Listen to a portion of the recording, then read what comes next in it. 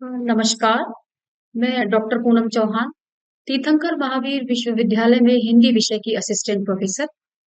इससे पहले वाले व्याख्यान में हमने आदिकाल की परिस्थितियों में आदिकाल की जो धार्मिक परिस्थितियां हैं, उन पर आप लोगों के साथ चर्चा की थी और आज हम आदिकाल की साहित्यिक परिस्थितियों उस पर चर्चा करेंगे, विचार करेंगे।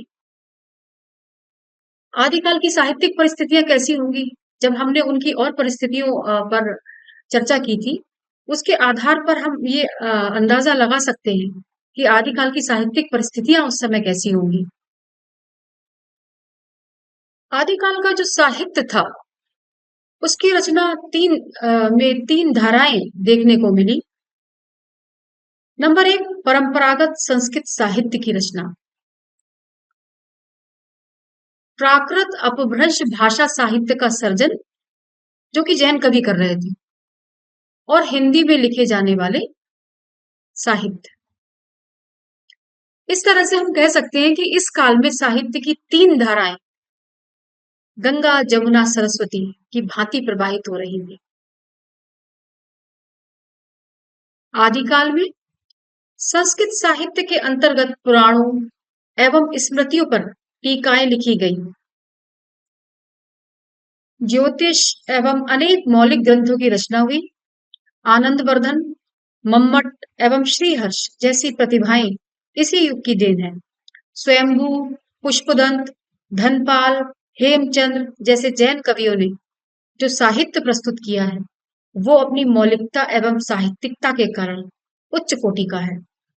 चारण कवियों की सामयिक आवश्यकता पर बल देते हुए कहा गया है कि उस समय तो जो भट्ट या चारण किसी राजा के पराक्रम विजय की व्याख्या करता था, वही सम्मान पाता था।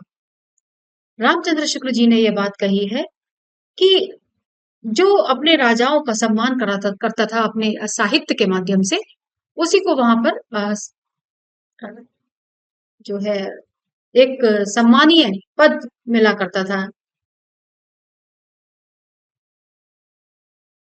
इस दृष्टि से आदिकालीन साहित्यिक परिस्थितियों में साहित्य और भाषा के स्वरूप तथा स्थिति का विवेचन अत्यंत आवश्यक हो जाता है।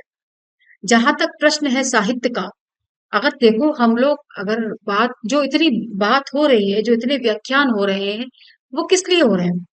साहित्य के कारण। अगर हमने इसकी धार्मिक परिस्थिति पर, इसकी आर्थिक क्षमा कीजिएगा, धार्मिक परिस्थिति पर, राजनीतिक परिस्थिति पर, ऐतिहासिक परिस्थिति पर प्रकाश डाला, तो सिर्फ साहित्य के विषय में जानकारी प्राप्त करने के लिए, क्योंकि हमारा मेन मकसद साहित्य के विषय में जानकारी प्राप्त करना है। तो अब जब कोई किसी विषय पर हमें बहुत अधिक जानकारी चाहिए होती है, तो हमें पूरा उसका आगे और पीछे का जितना भी अ, साहित्य होता है, उसको पढ़ना होता है, और तभी हम सटीक जो उसके निर्णय होते हैं, उन पर पहुंच पाते हैं। तो जो ये प्रश्न है साहित्य का, 9वीं से 11वीं शताब्दी तक कन्नौज और कश्मीर संस्कृत साहित्य के मुख्य केंद्र रहे।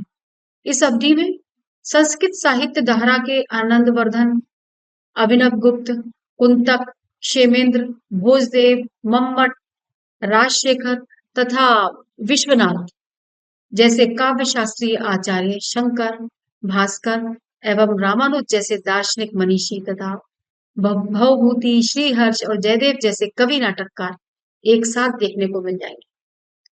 अगर कुछ परिस्थितियों में रही है, भक्ति काल और आदिकाल की परिस्थितियों पर अगर हम दृष्टिपात करें, तो हमें लगेगा कि हाँ, आदिकालीन परिस्थितियों में बहुत फर्क है और भक्तिकालीन परिस्थितियों में बहुत फर्क है, क्योंकि जैसे जैसे समाज का विकास होता है, वैसे वैसे साहित्य का भी विकास होता है। तो जाहिर सी बात है कि भक्ति काल में जब विकास हुआ है, तो आदिकाल में थोड़ा सा उसका कब विकास हुआ होगा, लेकिन विकास तो हुआ ही होगा। तो जो ये कवि मैंने नाम लिए थे अभी आपके सामने, विश्वनाथ, शंकर, रामानुज, भवभूति, श्रीहर्ष, विद्यापति, जयदेव जैसे कवि उस युग में हुए हैं, तो उस काल को हम उस काल की जो महत्ता है उसको कम नहीं बता सकते। दूसरी तरफ प्राकृत और अपभ्रंश भाषा के साहित्य पर दृष्टि डालें तो वहां भी उत्कृष्ट साहित्य की कमी नहीं जान पड़ती है। जैन आचार्यों ने मध्य प्रदेश के पश्चिमी सीमांत क्षेत्र में रहकर संस्कृत के पुराणों को नए रूप में प्रस्तुत किया, तो पूर्वी सीमांत पर युसिद्धों ने उत्कृष्ट ग्रंथों का सृजन किया। स्वयंभू, पुष्पदंत तथा धनपाल जैसे जैन कवि अपनी रचनाओं में प्राकृत, अपभ्रंश तथा पुरानी हिंदी का मिश्रित रूप प्रस्तुत कर रहे थे। तो सरहपा, शबरपा, लुईपा, कंडपा, गोरखनाथ तथा गोपीचंद जैसे सिद्धनाथ कवि अपभ्रंश के साथ लोक भाषा हिंदी को रचनाओं में प्रयुक्त कर रहे थे। राजशेखर की कर्पूर मंजरी, अमरूक की अमरू शतक तथा हाल हाल कवि हुए उनकी आर्य सप्तशती अपभ्रंश की उत्कृष्ट कृतियां बनी। वास्तव में इस काल की तीन भाषाएं तीन तरह की रचना प्रवृत्तियों की सूचक बनकर आई। संस्कृत राज प्रवृत्ति की सूचक है, तो प्राकृत एवं अपभ्रंश धर्म ग्रंथ की भाषा है, और हिंदी जनता की मानसिक स्थितियों तथा भावनाओं का प्रतिनिधित्व देने वाली भाषा है। अतः स्पष्ट है कि इन 400 वर्षों के युग में एक तरफ तो संस्कृत के वे आचार्य, कवि तथा दार्शनिक हुए जिनकी रचनाएं, विचारधाराएं और सिद्धांत आज भी अनुकरणीय बने हुए हैं, बने हुए हैं। दूसरी तरफ मुख्यतः धार्मिक साहित्य का माध्यम बनने वाली प्राकृत तथा अपभ्रंश भाषा में लिखा गया साहित्य था। इस ग्रंथ में साहित्य को भी, संस्कृत को भी अपनाया गया। इस युग की अपभ्रंश भाषा में मिलने वाली अन्य प्रसिद्ध कृतियों में जैसे संदेश रासक, भविष्यत कहा, पौनचर्यु, परमात्मा प्रकाश आदि भी उल्लेखनीय है। यहाँ पर एक तथ्य ध्यान देने योग्य है कि प्राकृत और अपभ्रंश भाषा के विभिन्न रूपों के ही आधुनिक भारतीय भाषाओं का जन्म हुआ। अपभ्रंश के परवर्ती विकास को तो अवहट्ट या पुरानी हिंदी भी कहा जाता है। आदिकाल के वीर गाथात्मक काव्य के आश्रयदाताओं के शौर्य गान और अतिरंजना पूर्ण प्रशस्ति गान को तो सहज ही देखा जा सकता है। आपको मैंने एक बार नहीं कई बार व्याख्यान में कहा है कि उस समय के जो कवि हुआ करते थे वो अपने आश्रयदाताओं की प्रशंसा में लिखा करते थे, तो वो प्रशस्ति गान ही हुआ एक तरह से। जब हम किसी के आ, अभी भी अगर हम किसी के गुणों का बखान करेंगे तो हम उसको प्रशस्ति गान ही कहेंगे। विजयपाल रासो, हमीर रासो, खुमार रासो, बीसल देव रासो, पृथ्वीराज रासो और परमाल रासो आदि रचनाओं से ये प्रमाणित होता है। यहाँ केवल ये जान लेना पर्याप्त है कि आदिकालीन विघटन भरी इन विविध परिस्थितियों में भी रहकर साहित्यकार सर्जन से जुड़ा रहा। साहित्य और भाषा को इस वातावरण में पर्याप्त अवसर मिलते रहे। यही कारण है कि इस युग में वीर, भक्ति तथा श्रृंगार के साथ धार्मिक, लौकिक और नीतिपरक साहित्य भी लिखा गया। इस साहित्य सर्जन का माध्यम बनने वाली भाषाओं में वैदिक, संस्कृत, पाली, प्राकृत, अपभ्रंश तथा हिंदी भाषाएं अपना पूरा योगदान देती रही। यही नहीं, इस युग और परिवेश में हमें चंद वरदाई, विद्यापति, अमीर खुसरो, स्वयंभू, पुष्पदंत, सरहपा, गोरखनाथ, अब्दुल रहमान, दलपति विजय, नरपति नाल, जागनिक जैसे साहित्यिक सर्जक भी उपलब्ध होते हैं। यदि इस काल को साहित्य की दृष्टि से हम देखें तो ये विकास की स्थिति में था। भले ही आश्रयदाताओं की प्रशंसा में लिखा हो, अपना पद प्राप्त करने के लिए लिखा गया हो, लेकिन विकास था साहित्य का, उसको हम नहीं नकार सकते।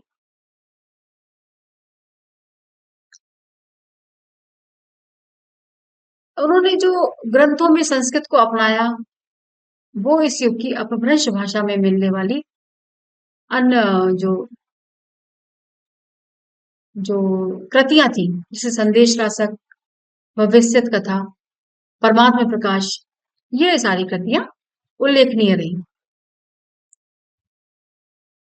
विविध काव्य रूपों और शैलियों में वीर गाथाओं को प्रस्तुत करते हुए युद्धों के सजीव वर्णन किए गए। युद्ध का सजीव वर्णन, सजीव क्या होता है? सजीव होता है जिसको देखते ही हमें लगे ये दृश्य हमारी नेत्रों के सामने आ जाए। हम अगर आपके सामने बात करते हैं किसी अ, प्राकृतिक रमणीय स्थान की, जैसे हम आपसे बात करते हैं कि हम नैनीताल में है, तो वो दृश्य, अगर हम नैनीताल के बारे में कुछ एक दो बातें बताने लगे तो आपको वही दृश्य आपके नेत्रों के समक्ष आ जाएगा, एकदम सजीव चित्रण होने लगेगा। ऐसे ही कोई और वाक्य बताने लगे अपने जीवन से संबंधित, आपको अगर वो चीज अपने जीवन से संबंधित लगी तो आपको अपनी भी चीजें याद आने लगे। वो चीजें सजीव होती हैं जिससे हमारे नेत्रों के समक्ष हमें लगे कि बिल्कुल वही चित्र जीवंत अवस्था में आ गया है। और इन्होंने जैसा युद्धों का वर्णन किया है वो बिल्कुल अ, एक तरह से सजीव जो है अपना चित्रण करने में समर्थ है। श्रृंगार रस की कुशल अभिव्यक्ति की गई है।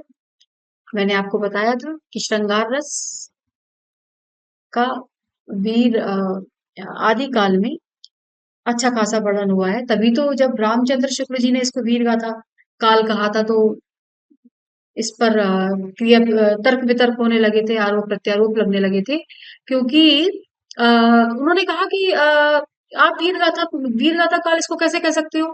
क्या खाली वीर वीर रस से भरपूर इस काल में रचनाएं हुई हैं और किसी रस की नहीं हुई है? श्रृंगार रस भी इस काल में प्रचुर मात्रा में था, तो किसी पर्टिकुलर एक नाम से हम इसको नहीं डिफाइन कर सकते हैं। तो इसलिए रामचंद्र शुक्ल जी का, हालांकि हम इस पर चर्चा अभी हमारा जो अगली ब्लॉग होगी उसमें हम करेंगे। तो इसलिए जो है रामचंद्र शुक्ल जी ने जो वीर वीर गाथा काल नाम दिया था उसको नकार दिया गया था। राष्ट्रीयता से दूर कवि अतिशयोक्ति पूर्ण वर्णन करता था, मतलब देश प्रेम की भावना से ज्यादा वो स्वामी प्रेम, स्वामी भक्ति प्रेम में ज्यादा लिप्त पाए गए कवि। राष्ट्रीयता की भावना उनसे दूर थी। सिर्फ अतिशयोक्तिपूर्ण कवि, अतिशयोक्तिपूर्ण लिखना किसी के लिए ये कोई बहुत कठिन कार्य नहीं होता है कि किसी की अतिशयोक्तिपूर्ण वर्णन, किसी की तारीफें करना जिसका कोई औचित्य ना हो। तो हालांकि ये विशेषताएं जो है इनका भी हम अगली इकाई में चर्चा करेंगे।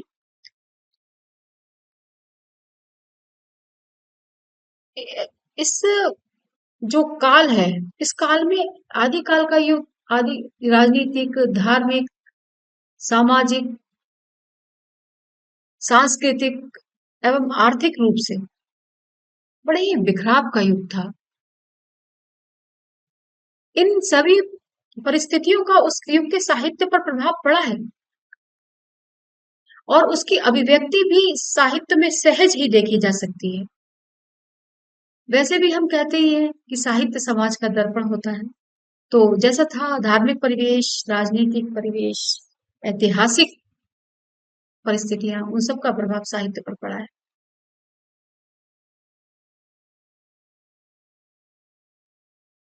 वास्तव में शासक की रुचि ज्ञान और मनोरक्ति के आधार पर अलग अलग समय में भिन्न भिन्न प्रकार के साहित्य और विकास में होती है।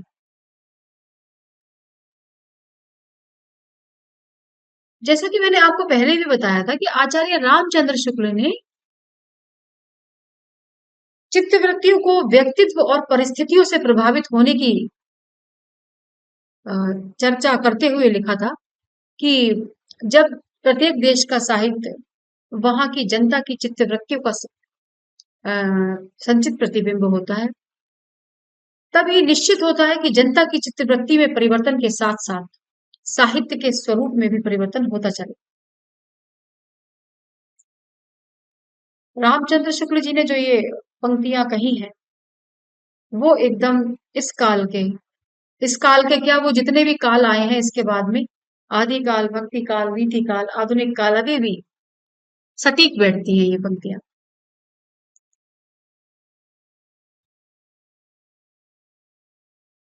साहित्यकार अपने आसपास के जीवन को ही अपने साहित्य में निरूपित करता है। आदिकालीन साहित्य का समय 10वीं से 14वीं शताब्दी राजनीतिक, धार्मिक और सांस्कृतिक दृष्टि से उथल-पुथल का समय था। तो उस समय का साहित्य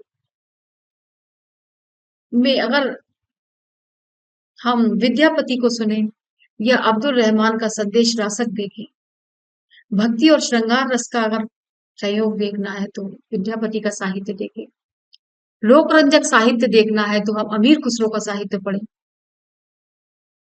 इतना कह सकते हैं कि विकसित रूप रहा है साहित्य का आदिकाल, भले ही परिस्थितियां कैसी भी रही। वैसे ही युग पारस्परिक कलह एवं बाहरी संघर्ष का युग था। संस्कृत साहित्य की रचना अबाध होती रही और ज्योतिष, दर्शन एवं अन्य विषयों में टीकाएं लिखी जाती रही। डॉक्टर रामगोपाल शर्मा ने लिखा है कि इस काल में साहित्य रचना की तीन धाराएं बह रही थी, जैसा कि मैंने अभी आपको बताया था। आनंद वर्धन, अभिनव गुप्त, कुंतक, क्षेमेंद्र, भोजदेव, राजशेखर, जयदेव सभी इसी युग की ही देन है। 11वीं शती उत्तरार्ध साहित्य की दृष्टि से विकासशील रहा। कर्ण के दरबार में अपभ्रंश कवियों का सम्मान था। जैन भंडारों में सुरक्षित ग्रंथों की भाषा परिनिष्ठित अपभ्रंश के निकट की है। जैसे यदि हम प्राकृत पेंगलम की नई कविताओं में कर्ण की को देखें तो देखेंगे कि कर्ण की प्रशंसा की गई है उसमें। ये कविताएं अपभ्रंश की हैं, जो हिंदी के चारण कवियों की भाषा का पूर्ण रूप है। इन कविताओं की भाषा बहुत ही स्पष्ट, साफ सुथरी कह सकते हैं है। इस काल में दो श्रेणियों की रचनाएं मिली, अपभ्रंश और देश भाषा विकसित रचनाएं मिली। जो ये रचनाएं मिली है वो इस युग की सामाजिक, राजनीतिक और धार्मिक अवस्था के ही अनुरूप है। इस काल में बज्रे ब्रजयानी और सहजयानी, सिद्धों, नाथपंथी योगियों, जैन धर्म के अनुयायी, संत एवं मुनियों की रचनाएं धार्मिक उपदेश पूर्ण शैली में मिलती है। वीरता तथा श्रृंगार का चित्रण करने वाले चारणों, भाटों आदि की रचनाएं भी इस काल में पर्याप्त मात्रा में देखने को मिल जाती है।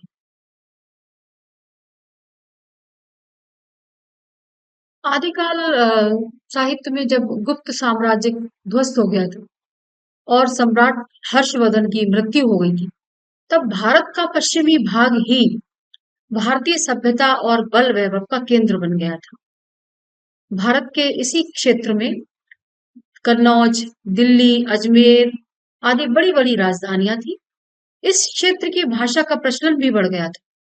अतः ये स्वाभाविक था कि उसी भूभाग की जनता की चित्तवृत्ति के अनुरूप तत्कालीन साहित्य का निर्माण आरंभ हो गया था। उस समय के प्रमुख साहित्यिक सर्जक जो चारण कहलाते थे, भारत के पश्चिम में ही निवास करते थे। इसके अतिरिक्त पारस्परिक युद्ध तथा विदेशियों के निरंतर आक्रमण के फलस्वरूप तत्कालीन समाज में एक प्रकार की अराजकता और अशांति की भावना उत्पन्न हो गई थी। ऐसी स्थिति में कविता के लिए युद्ध ही एकमात्र विषय बन गया। जब समाज में ऐसी स्थिति पैदा हो, जब परस्पर वैमनस्य की भावना हो, युद्ध चल रहे हों, अराजकता और अशांति फैली हुई हो, तो फिर युद्ध ही जब युद्ध हो रहे हैं तो युद्ध पर ही लिखेगा। मैंने कहा है कि जैसा समाज में चलता है वैसा ही पाठक लिख वो साहित्यकार लिखता है। सारांश ये है कि जिस समय से हमारे हिंदी साहित्य का अभ्युदय हुआ है वो लड़ाई भिड़ाई का ही समय था, वीरता के गौरव का समय था, और सारी बातें तो पीछे रह गई। इस युग के कवि राजाओं का आश्रय प्राप्त करने और धन प्राप्ति के लिए अपने आश्रयदाताओं की भरपूर प्रशंसा किया करते थे। युद्ध का सजीव वर्णन करने के लिए ये कवि अपने आश्रयदाताओं के साथ युद्ध में भी जाया करते थे। केवल काव्य की रचना करना ही इनका काम नहीं था, ये एक सैनिक की भूमिका भी अदा किया करते थे। ये अपने जो राजा हुआ करते थे, एक चीज ये थी कि जैसे इनका इसमें एक दो बात हो सकती है, जैसा कि मैं इस तरह से विश्लेषण कर रही हूँ अपने दिमाग में कि इनका वहां जाने का एक उद्देश्य शायद ये भी रहा होगा, जब ये युद्ध में राजा के साथ जाते थे, कि ये स्वामी भक्त तो थे ही, सेवक धर्म अपना निभाने के लिए, और एक लिप्सा, लालच जो इनके मन में रहा होगा कि अगर हम इनके साथ में युद्ध में जाएंगे, इनका इनकी मदद करेंगे, तो हमें बहुत सारा धन मिलेगा, हमें एक ऊंचा पद मिलेगा। ये कारण भी हो सकता है।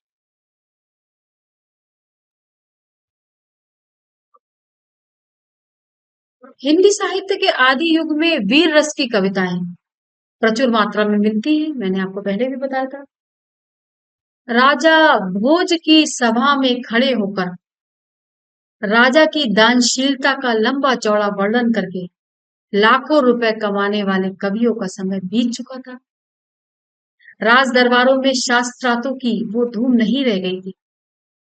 पंडित के चमत्कार पर पुरस्कार का विधान भी ढीला पड़ रहा था।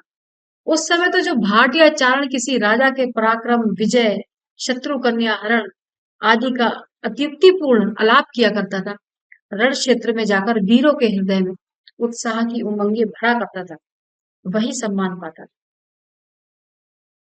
ये भी रामचंद्र शुक्ल जी ने ही कहा है कि सिर्फ उन्हीं को सम्मान मिलता था जो राजाओं का क्षमा कीजिएगा, रण क्षेत्रों में जाकर वीरों के हृदय में उत्साह और उमंग भरा करते थे। पारस्परिक युद्ध का एक बहुत बड़ा कारण बलपूर्वक सुंदर कन्याओं की प्राप्ति भी था। ये प्रवृत्ति आदि काल में इतनी बलवती हो गई कि बिना रक्तपात के कोई स्वयंवर पूरा ही नहीं होता था। पृथ्वीराज चौहान ने और जो पृथ्वीराज चौहान और जयचंद्र का संघर्ष इस प्रवृत्ति का प्रतीक है। इस प्रवृत्ति को ध्यान में रखकर ही बुंदेलखंड के तत्कालीन सेनापति आल्हा लिखते हैं कि जिह की बिटिया सुंदर देखी, तिह पर जाई रहे धरे हथियार। ये आलम था उस समय। जो ये प्रवृत्ति थी, इस प्रवृत्ति का दुष्परिणाम ये हुआ कि कविगण आश्रयदाता के शौर्य का अतिशयोक्तिपूर्ण वर्णन करने के साथ ही साथ उन्हें सुंदर कन्याओं के ऊपर आसक्त कराने के कर्तव्य का भी पालन किया करते। इसके लिए कवि पता है क्या क्या करते थे? कवि राजाओं के पास जाते थे, किसी की सुंदर कन्या देख ली तो उसका और बड़ा चढ़ाकर अतिशयोक्तिपूर्ण वर्णन किया करते थे राजा के सामने कि उसकी कन्या बहुत सुंदर है, बहुत अच्छी है, आप उसको मतलब रख सकते हो अपने पास। ऐसी बातें किया करते थे। और यही कारण है कि वीर रस के साथ में श्रृंगार रस भी आ गया है आदिकाल में। आदिकाल में जहां कवियों द्वारा अपने आश्रय दाता राजाओं की प्रशंसा की बात सामने आई है, जो वीर आश्रयदाता की प्रशंसा में जो वीर काव्य उन्होंने लिखे हैं, वहीं दूसरी ओर सिद्धों, नाथों और जैनों के द्वारा भक्ति परक काव्य भी रचे जा रहे थे। इस युग के साहित्य को मूल रूप से रासो साहित्य और धार्मिक साहित्य दो भागों में बांटकर देखा जा सकता है। इसके अतिरिक्त इस युग में स्वच्छंद प्रवृत्ति से लौकिक साहित्य भी रचे गए। साथ ही गद्य साहित्य के भी कुछ आरंभिक संकेत इस युग में देखने को मिल जाते हैं। हालांकि इस युग की प्रामाणिकता संदिग्ध है, परंतु संदिग्ध होते हुए भी इसके महत्व को भुलाया नहीं जा सकता है। संस्कृत, प्राकृत और अपभ्रंश तीनों भाषा में गद्य और पद्य दोनों रूपों में रचना की प्रधानता इस युग में देखने को मिली है। भले ही इस युग में अराजकता, अव्यवस्था, अशांति का वातावरण था, लेकिन फिर भी इस युग में जो साहित्य रचना हुई है, जो निरंतर चली है, उसको वो सराहनीय है। कन्नौज और कश्मीर साहित्य रचना के प्रमुख केंद्र थे, और जैसा मैंने अभी आपको बताया कि आनंद वर्धन, कुंतक, क्षेमेंद्र, राजशेखर आदि काव्य शास्त्री इसी युग में उत्पन्न हुए। जयदेव, जिनका कितना नाम है, वो भी महान कवि इसी युग की देन है। अपभ्रंश साहित्य में जैन कवियों ने विशेष योगदान दिया है। इस काल में अपभ्रंश के साथ साथ लोक भाषा में भी साहित्य का निर्माण हुआ। इसे हम देशी भाषा भी कहते हैं।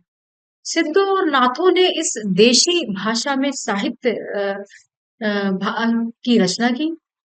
देशी भाषाओं में डिंगल, पिंगल, मैथिली और अबहट्ट भाषाएं शामिल हैं। इन भाषाओं में खुमार रासो, जो कि नरपति विजय का लिखा हुआ है, वीसल देव रासो, जो नरपति नाल ने लिखा था, पृथ्वीराज रासो, जो चंद्रवरदाई ने लिखा था, इस तरह के महान ग्रंथों की रचना हुई है। विद्यापति विद्यापति ने राधा कृष्ण का कितना सुंदर वर्णन किया है श्रृंगार रस का। उन्होंने मैथिली भाषा में पदावली की रचना भी की। अमीर खुसरो ने खड़ी बोली में साहित्य की रचना की। परंतु संपूर्ण साहित्य का यदि अवलोकन किया जाए, तो हम पाते हैं कि अधिकांश साहित्य सौम्यना सुखाय इस दृष्टि से रचा गया। स्वांत सुखाय, कि हमें अच्छा लग रहा है तो लिख रहे हैं। इस काल के साहित्य में धर्म उपदेश के साथ साथ वीर रस व श्रृंगार रस की प्रधानता है।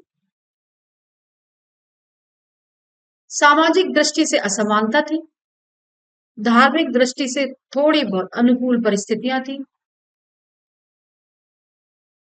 आपसी युद्धों और वैर भाव के कारण वीर रस की प्रधान रचनाएं भी अपना प्रभाव छोड़ती हैं। उनमें से वही रचनाएं बच पाई जो जन साधारण में लोकप्रिय थी। लेकिन उन रचनाओं में भी कालांतर में इतना कुछ जोड़ दिया गया कि जो कहते हैं ना कि जो उसका रूप था, जो जो उसका वास्तविक रूप था, वो ही बदल गया, और वो रचनाएं संदिग्धता के घेरे में आ गई। जो कवि अथवा लेखक होता है, वो साहित्यिक सर्जन से परिवेश एवं स्थितियों को निर्मित और परिवर्तित करने का दम रखता है। साथ ही सामाजिक वातावरण और वैविध्यमयी परिस्थितियों से प्रभावित भी होता रहता है। समय, संदर्भ, घटना और परिवेश लेखक या साहित्यकार की दिशा दृष्टि भी देते हैं, और उसकी दृष्टि या विचारधारा से प्रभावित होते हुए अपने स्वरूप को परिवर्तित भी कर सकते हैं। समग्र विश्व के साहित्य एवं परिस्थितियों में ये परस्पर प्रभावित होने या करने की प्रवृत्ति सहज ही देखी जा सकती है। हिंदी साहित्य के इतिहास का श्री गणेश इसी काल में हुआ है। आदि काल में ही हुआ है। हमारे हिंदी साहित्य के इतिहास का श्री गणेश। आदिकाल में साहित्य की श्रृंगार, भक्ति, वीर तथा ऐतिहासिक, लौकिक, धार्मिक, सामाजिक आदि कई प्रवृत्तियां जो थी, वो एक साथ देखने को मिल गई। इन सभी प्रवृत्तियों के निर्माण, विकास तथा परिवर्तन संवर्धन में बहुत सी स्थितियों और परिस्थितियों ने तरह तरह से अपना योगदान दिया। साहित्य को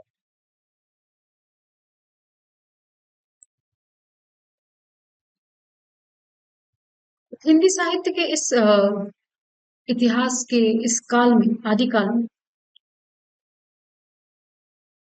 अधिकतर रासो ग्रंथ रचे गए। विजयपाल रासो, हमीर रासो, खुबार रासो, विसल रासो आदि इस काल के ग्रंथ हैं। विद्यापति कृत कीर्ति पताका, कीर्ति लता इस काल के साहित्य में विशेष महत्व रखते हैं। हालांकि इसका समय आदिकाल के बाद का है। सिद्ध साहित्य, जैन साहित्य, लोक साहित्य भी इस कालावधि में प्रचुर मात्रा में देखने को मिले हैं।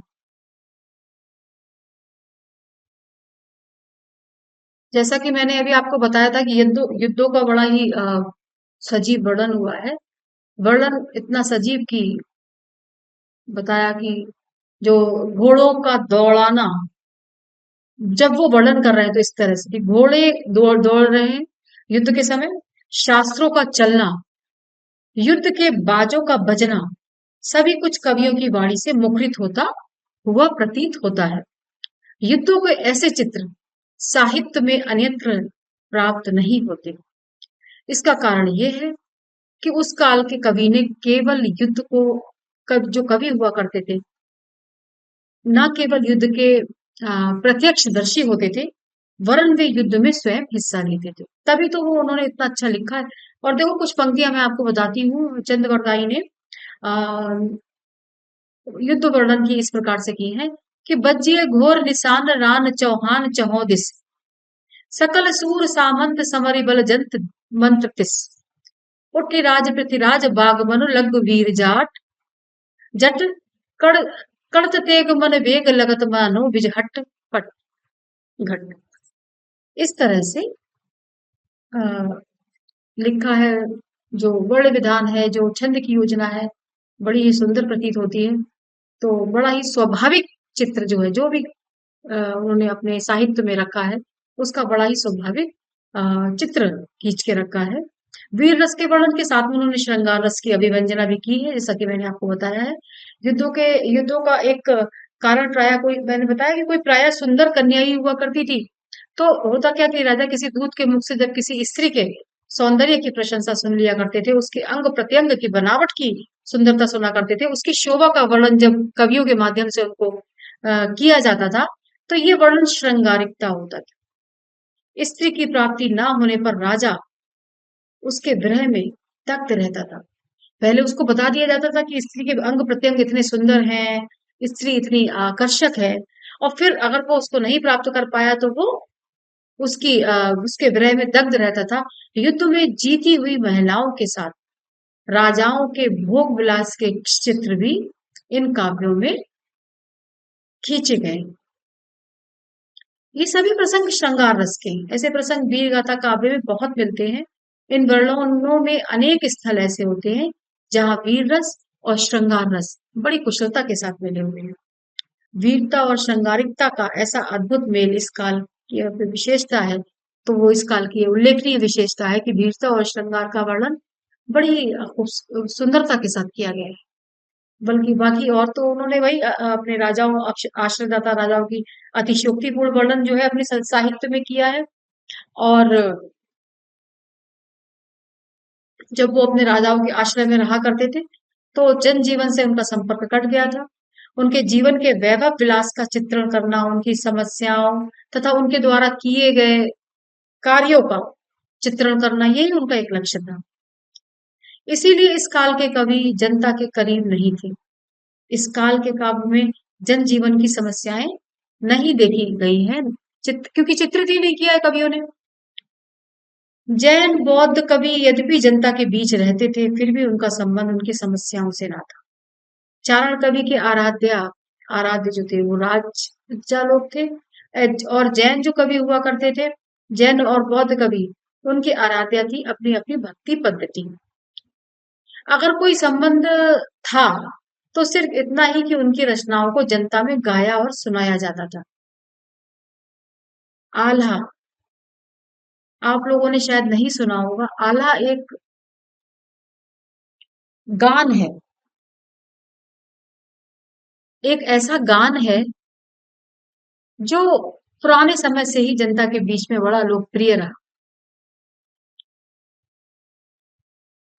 इसमें ओजपूर्ण आवाज में आल्हा और उदल नाम के दो सरदार हुआ करते थे, उनकी वीरता का वर्णन किया जाता है।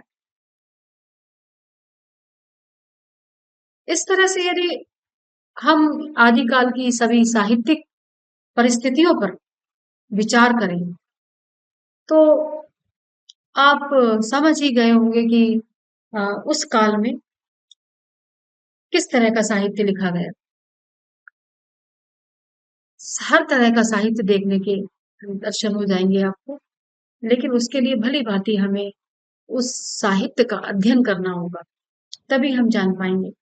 क्योंकि मैंने आपको अभी इस ये व्याख्यान जब हमारा आरंभ हुआ था तभी मैंने आपसे कहा था कि इतने सब व्याख्यान का मतलब क्या है, यही तो है ना कि एक साहित्य तक हमें पहुंचना है। हमारा मेन उद्देश्य साहित्य तक पहुंचना है, और वो तब हम पहुंच पाएंगे जब हम उसका अध्ययन करेंगे। बहुत सारा अध्ययन करना होगा, बहुत पढ़ना होगा। लेकिन एक है ना हमारे हिंदी विषय में कि बहुत रुचिपूर्ण विषय है ये हमारा, हमें बहुत अच्छा लगता है पढ़ना। इसमें रस आता है, हिंदी साहित्य को पढ़ने में रस आता है।